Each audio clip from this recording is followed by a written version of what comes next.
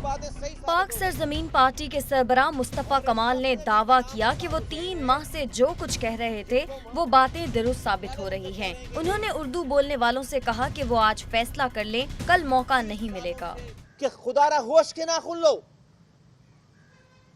तुम्हारी वाबस्तगी किसी को धोखा दे रही है, किसी कौम को धोखा दे रही है, लोगों को कंफ्यूज कर रही है। उन्होंने कहा कि मैंडेट की बात होती है, मैंडेट तो हिटलर के पास भी था। ये नैरेटिव रहा है कि भाई उनके पास तो मैंडेट है,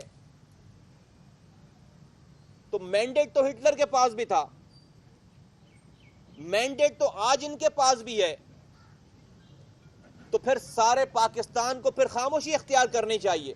वाज़े किया कि आर्मी चीफ, डीजी रेंजर्स और अदलिया कोई शख्सियत नहीं, इदारे हैं। आर्मी चीफ, डीजी रेंजर्स, जजेस, ये कोई शख्सियत का नाम नहीं है, ये इदारे हैं पाकिस्तान के, ये पाकिस्तान का पिलर है। मुस्तफा कमाल ने मीडिया पर हमले की शदीद अल्फाज में मजम्मत की और कहा कि पाक सरजमीन पार्टी मुल्क पर कोई आंच नहीं आने देगी।